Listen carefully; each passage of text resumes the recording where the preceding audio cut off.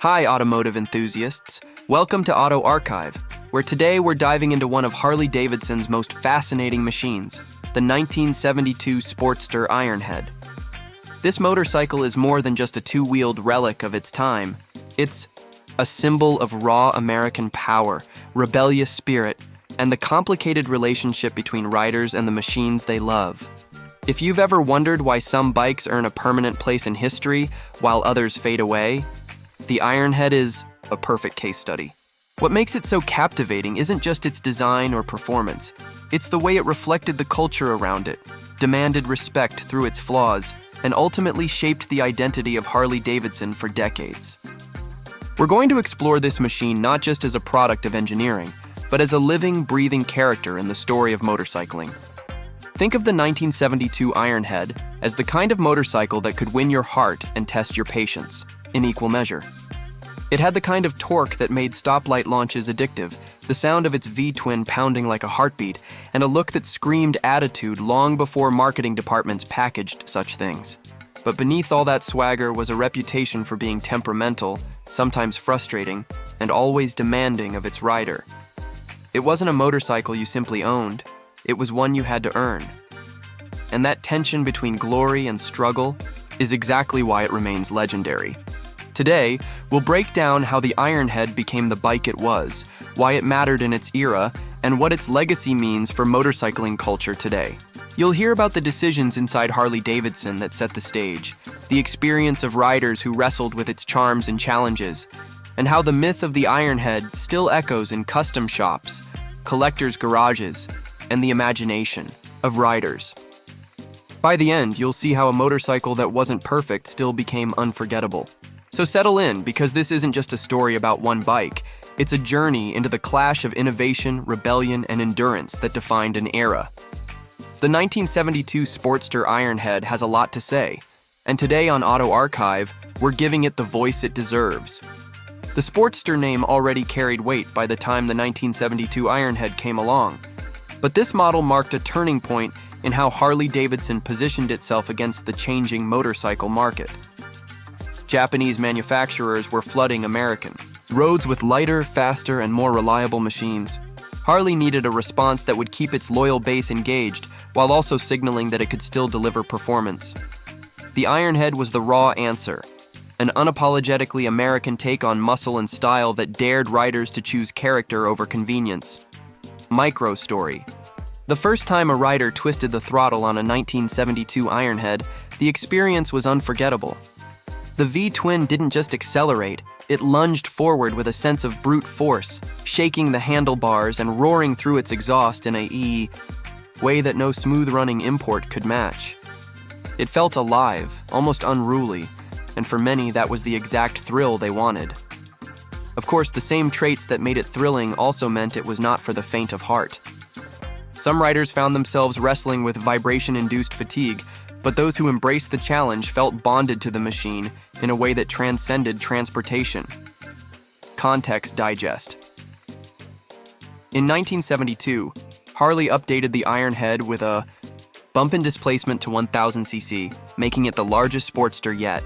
This was a direct attempt to keep up with the horsepower wars sparked by bikes like Honda's CB750. While Harley's approach wasn't about high-revving sophistication, the added muscle reinforced the Sportster's identity as the rough-and-tumble alternative. Buyers weren't just choosing performance numbers. They were buying into an attitude that set them apart from the growing crowd of riders on Japanese bikes. Reflection bridge. The Ironhead wasn't about competing spec for spec. It was about carving out a space where experience and identity mattered as much as horsepower. And that space was shaped by both engineering choices and cultural currents. Which brings us to how Harley's decisions reflected deeper struggles within the company itself. Micro story. Inside Harley-Davidson, the Ironhead represented a balancing act between heritage and innovation. Engineers knew they couldn't match the precision machining of the Japanese factories, but they leaned into the brand's legacy of torque-heavy V-twins. By refining the Ironhead's top end, they eked out more power while keeping the motor's distinct feel. This was both a technical and symbolic move. Harley wasn't abandoning its DNA, it was doubling down on it. Riders noticed, The Ironhead felt like a continuation of tradition rather than a betrayal. That loyalty was priceless, even if the bike's quirks frustrated mechanics. Context digest. The Ironhead earned its name from the cast iron cylinder heads that defined its architecture. While durable in some respects, this design made the engine heavier and more prone to heat management issues. On long rides, the engine's warmth would radiate upward, testing the endurance of riders in a way that smoother-running imports never did. But in the Harley world, toughness was a virtue, and enduring discomfort became part of the identity of owning the machine. Reflection bridge. For Harley riders, pain and pride often went hand in hand. If you toughed out the Ironhead's challenges, you earned credibility in a community that valued grit as much as gleaming chrome. That credibility wasn't just personal, it was cultural, micro-story. Consider the way the Ironhead became woven into American imagery of rebellion. In the 1970s, movies and magazines often used Sportsters as shorthand for outlaw cool. While the big Harley dressers spoke to long-haul freedom, the Ironhead was the street fighter, the brawler parked outside the local bar. It was small enough to feel nimble but still muscular enough to intimidate. Riders who chose it were signaling that they wanted a motorcycle that carried weight in the social sense as much as on the scale. That made the Ironhead more than a machine. It was a badge of identity. Context digest. The Ironhead's reputation for being mechanically demanding was well earned. Oil leaks, electrical gremlins, and vibrations that rattled parts loose were not uncommon. But instead of driving riders away, these flaws often deepened their connection with the bike. Working on an Ironhead in the garage became part of the ownership experience, reinforcing the bond between rider and machine.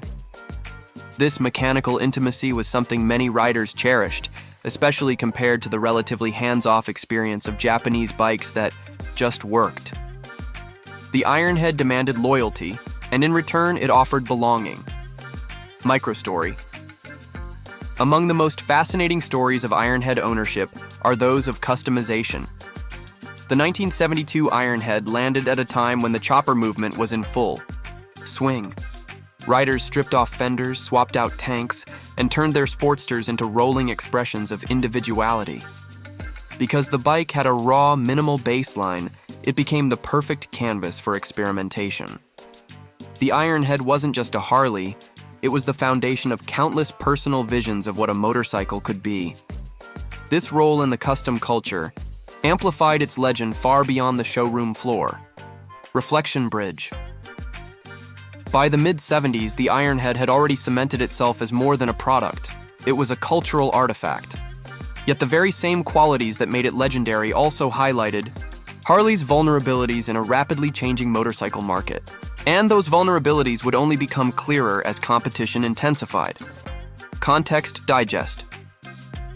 While Japanese bikes emphasized reliability and modern engineering, Harley leaned heavily into tradition and identity. For many riders, that choice was clear. They valued the Harley way, imperfections and all. But from a business standpoint, Harley's reliance on heritage was risky. The Ironhead's success was real, but it also masked deeper challenges that the company would soon face as rivals surged ahead in technology. Still, in 1972 and the years that followed, the Ironhead's charisma kept the brand afloat with a loyal base that refused to abandon the bar and shield. And that loyalty set the stage for even greater cultural impact, which we'll explore next. As the 1970s wore on, the Ironhead's place in the Harley-Davidson lineup became even more symbolic. It wasn't the company's top seller, nor was it the most practical bike on the market, but it carried a sense of authenticity that riders latched onto during a decade when motorcycling itself was being redefined. Japanese manufacturers were rewriting the rules of performance, reliability, and value, while Harley struggled with quality control and financial turbulence. In that environment, the Ironhead became both a lifeline and a lightning rod, proof of what Harley could offer that no other brand could replicate. Microstory. In small towns across America, the Ironhead became the bike you noticed leaning against the wall of the local diner. Its owners weren't chasing lap times or spec sheets. They wanted a machine that felt like a companion, one that required patience and paid back in personality. Stories from riders of the era describe how they would spend Saturday afternoons wrenching on the bike just to ensure it would be ready for a Sunday ride. That ritual created a rhythm of ownership that bonded riders not just to their machines, but to each other, as garages and backyards became spaces of shared knowledge and camaraderie. Context Digest: Harley-Davidson during the 1970s was, under the control of AMF, a parent company that treated the motorcycle maker as one division among many. The AMF years are often remembered for cost-cutting and quality issues, and the Ironhead was not immune to these effects. Fit and finish could be inconsistent, and reliability became a frequent complaint. Yet paradoxically, these shortcomings only fueled the mythology of the Ironhead as a test of devotion. If you kept one running, you proved something, not only to yourself, but to the entire Harley community. Reflection Bridge. The AMF era added drama to the Ironhead story, turning ownership into an act of defiance as much as passion. That defiance would shape the way the bike lived in American culture, far beyond sales figures. Microstory. The Ironhead's rawness made it a natural fit for the outlaw biker image that dominated pop culture in the 1970s. Clubs often embraced the Sportster as a starter bike before riders graduated to larger Harleys.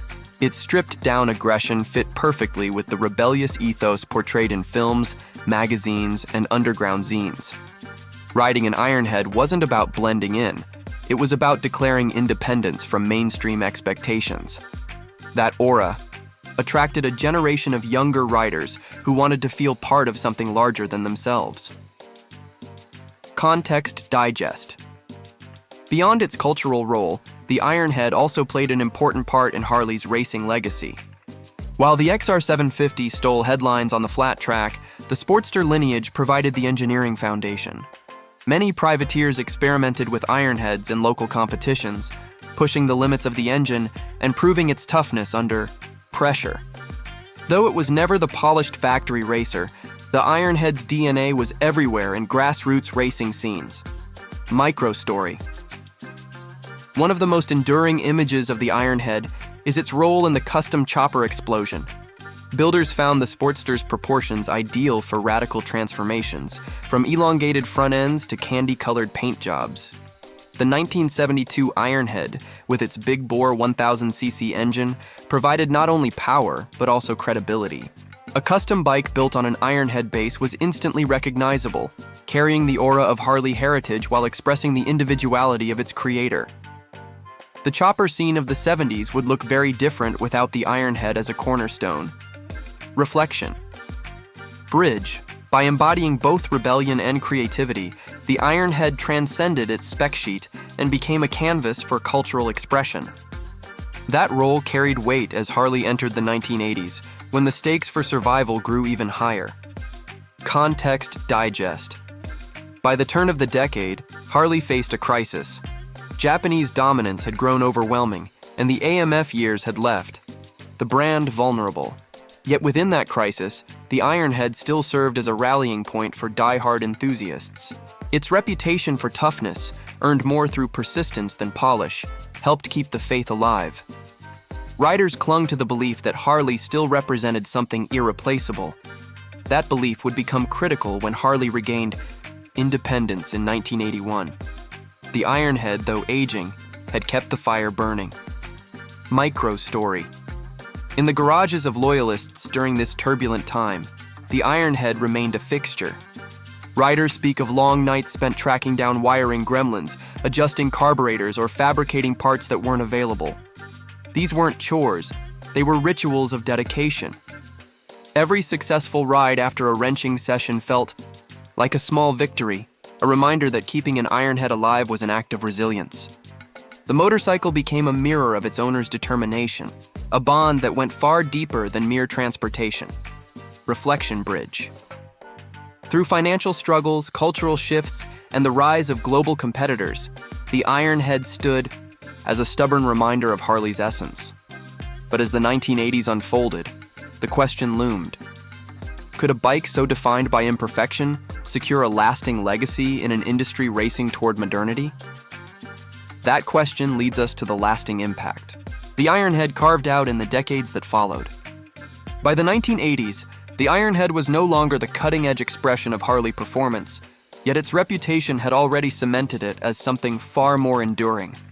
The motorcycle world was accelerating towards smoother engines, advanced suspension, and increasingly precise manufacturing, but the Ironhead persisted as a symbol of a different set of values. Owning one was a declaration that you didn't need perfection to find meaning on the road. That ethos helped carry Harley through its recovery years after breaking free from AMF and repositioning itself in the market.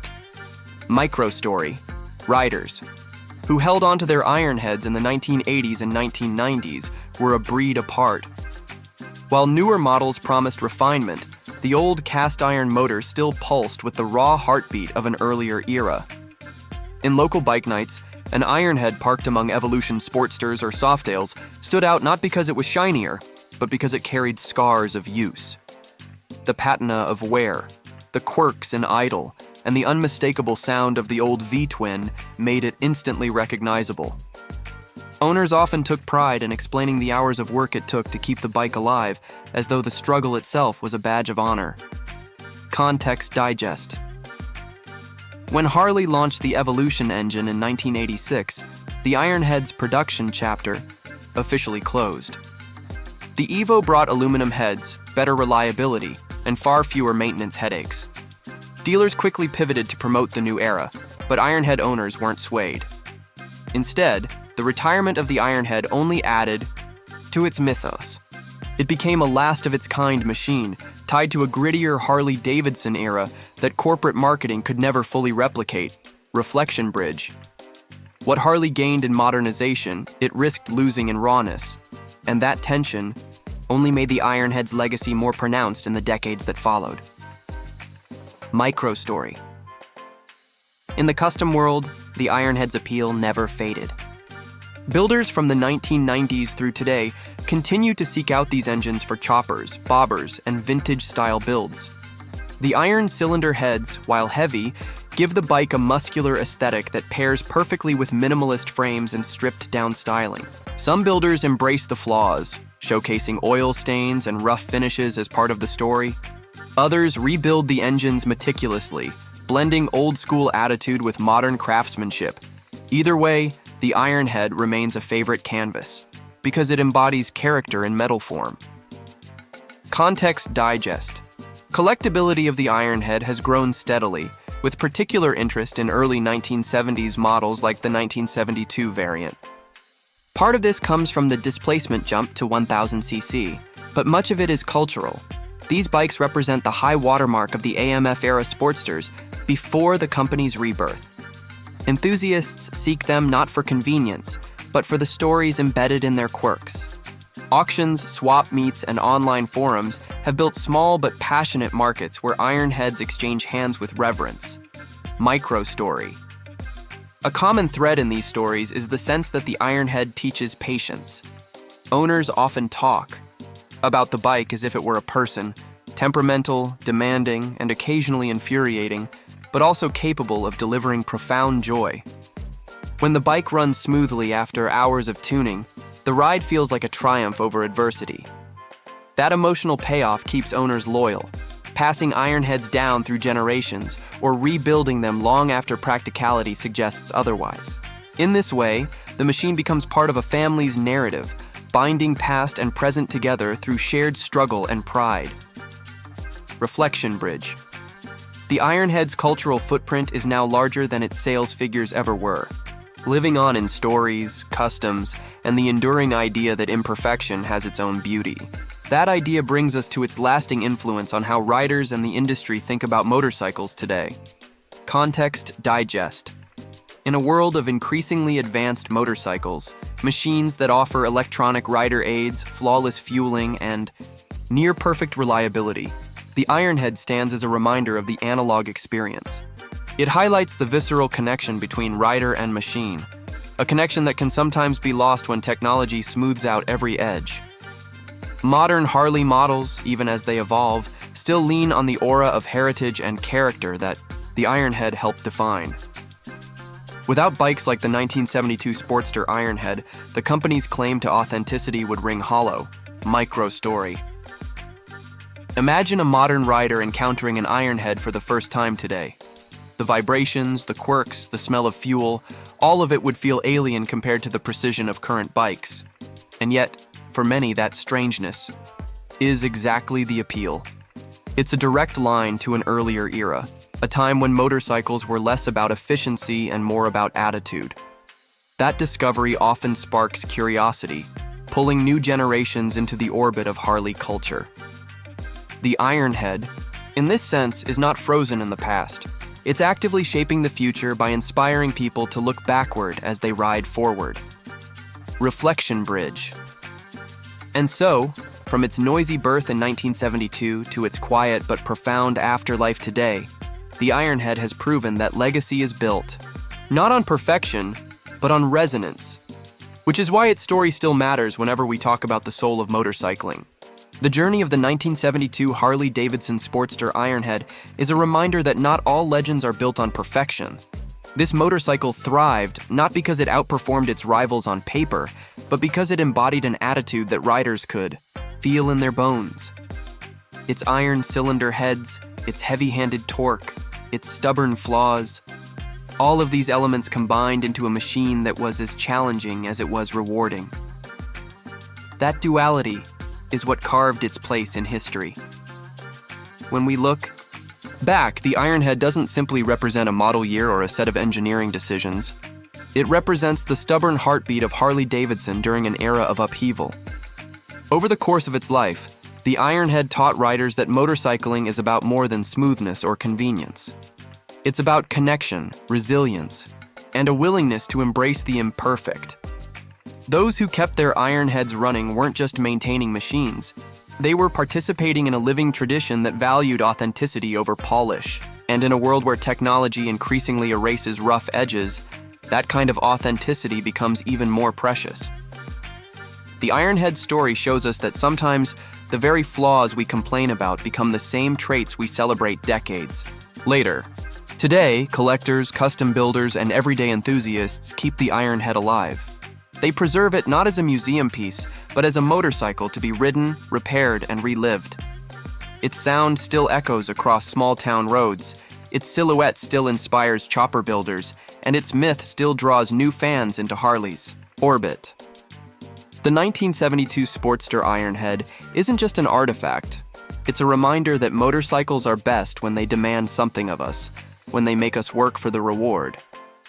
And that truth will always resonate with riders who crave more than just transportation. So, as we close this ride through history, remember that the Ironhead's legacy isn't about being flawless. It's about being unforgettable. Thanks for riding with us on Auto Archive. See you next time, automotive enthusiasts.